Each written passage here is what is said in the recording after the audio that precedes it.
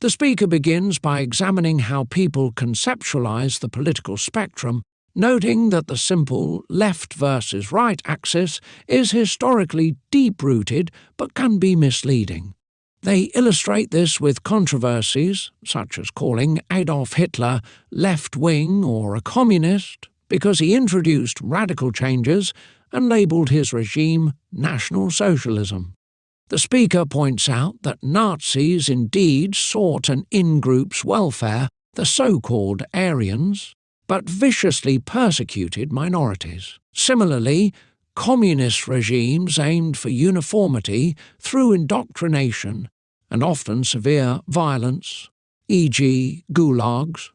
From one perspective, both Nazi Germany and certain communist dictatorships share a fundamentally authoritarian ethos, even if they are classically placed at opposite ends of the left-right spectrum.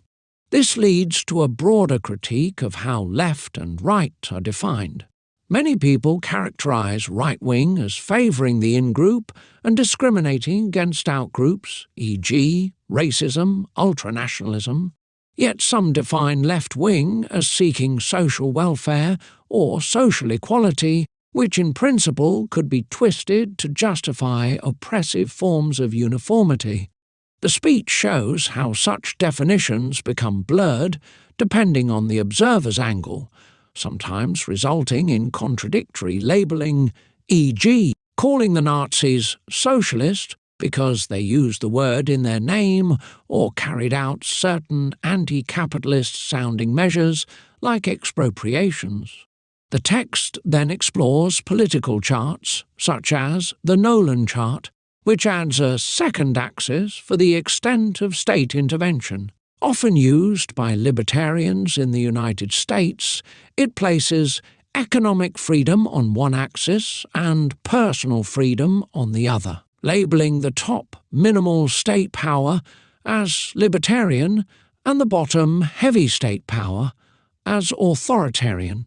The political compass, similarly two-dimensional, calling one axis left-right, mostly about economic policy, and the other authoritarian-libertarian, mostly about personal freedoms. The speaker argues these models can themselves carry biases. Sometimes they lump infamous dictators Hitler, Stalin together at the authoritarian end, leaving libertarian as the apparent good. The political compass, though more balanced than the Nolan Chart, still may underemphasize the universal significance of human rights, freedom, equality and solidarity. From there, the speech critiques both extremes. 1. Right libertarian, laissez-faire capitalism can produce vast inequalities, private power monopolies and, paradoxically, require strong, often authoritarian measures to protect the extreme wealth of a small elite against the discontented masses. 2. Left authoritarian communist regimes tend to form oppressive states, centrally plan the economy, and often suppress freedoms to implement social uniformity. A recurring theme is how the social market economy, often associated with post-World War II Germany, attempts to balance a free market with robust social protections. Yet the speaker laments that in real-life practice, the social market economy often drifts to the right, meaning corporate power and inequality can grow too large, while social benefits may not adequately reach those most in need. The text also touches on direct democracy, illustrated by Switzerland, sometimes considered right libertarian, yet with a solid social safety net, and Rojava in northern Syria, seen as an experimental left libertarian system with local councils, women's equality, and multi-ethnic governance.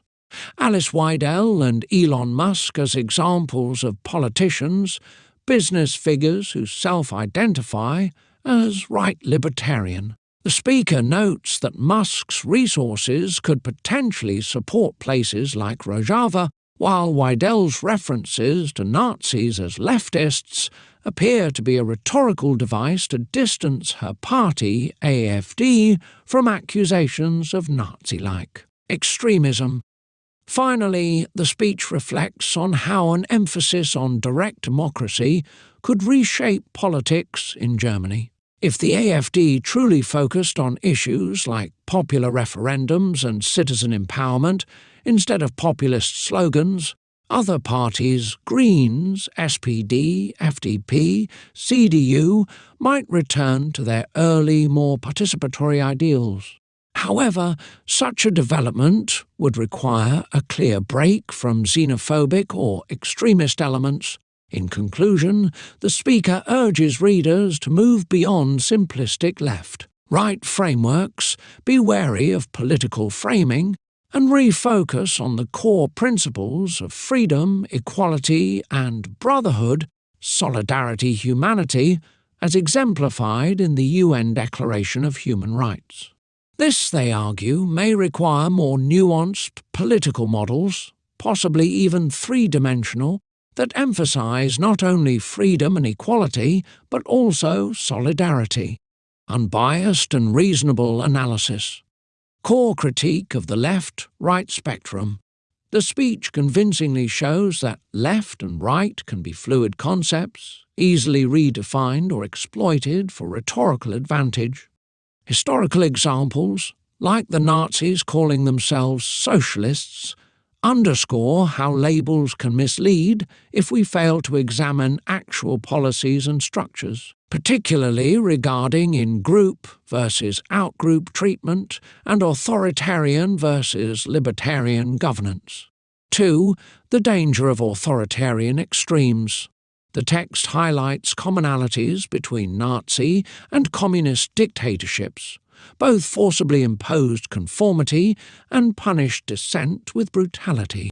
This underscores that authoritarianism can emerge from ostensibly opposite ends of the political spectrum, reminding us to distinguish between the specific content of an ideology and how that ideology exercises power over individuals.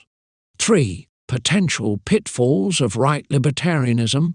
While right libertarian or laissez-faire systems emphasize minimal government, the speaker warns they can pave the way for private monopolies, extreme wealth disparities, and unregulated corporate power, sometimes enforced through private security or manipulative media control. In real-world practice, the promise of a freely self-regulating market often collides with the need to protect vulnerable populations and ensure fair competition. 4. Potential pitfalls of left authoritarianism. Authoritarian communism or heavy-handed socialist regimes have historically led to oppressive central planning, suppressed individual freedoms, and entrenched elites who maintain power via rigid state bureaucracy. The intended goals of equality and social justice often get sacrificed for political control. 5. The social market economy as a middle path. Germany's social market economy, post-World War II, was designed to harness market efficiencies while providing social protections.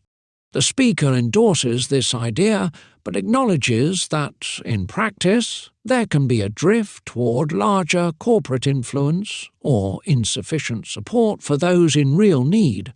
True balance requires constant vigilance against both corporate capture and bureaucratic overreach. 6. Relevance of direct democracy.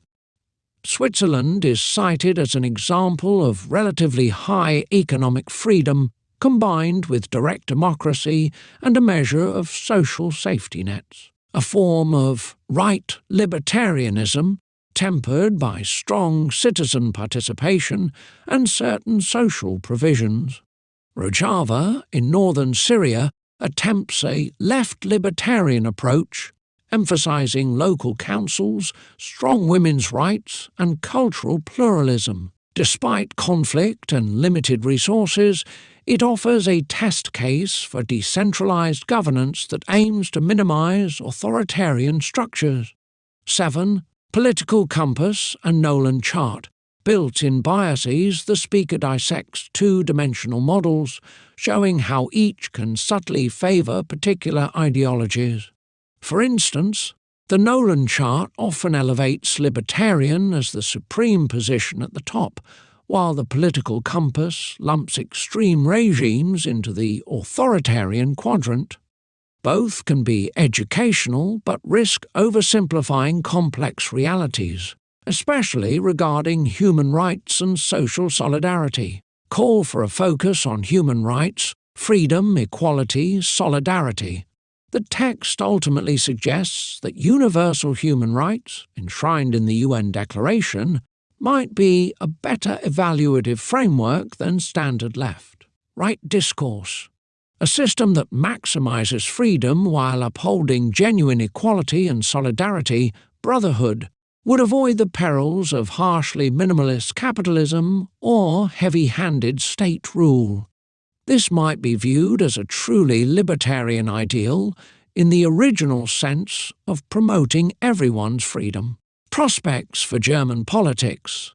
The speech imagines a scenario in which a party like the AfD, if it were to push sincerely for direct democracy rather than rhetorical populism or xenophobic stances, could spur other parties to strengthen their own commitments to citizen participation.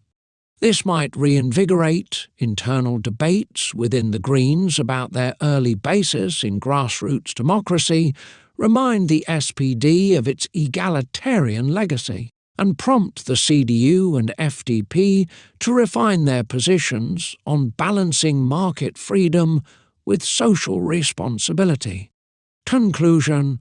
Overall, the speaker urges us to think outside the box and not be swayed by simplistic political labels or emotional framing. They champion a nuanced approach that incorporates individual freedoms, social equality, mutual solidarity, brotherhood. These ideals, the speaker argues, need to be actively sustained in any political system if we hope to avoid the worst extremes and manipulations of the traditional left-right axis. Final note. This text offers a broad overview of how political labels can be manipulated and underscores the importance of judging ideologies by their structures and real-world outcomes. It criticizes both unregulated markets and centralized authoritarian states, suggesting that a balanced, human rights-centered approach, often captured in the notion of a social market economy combined with robust democratic participation, might be best.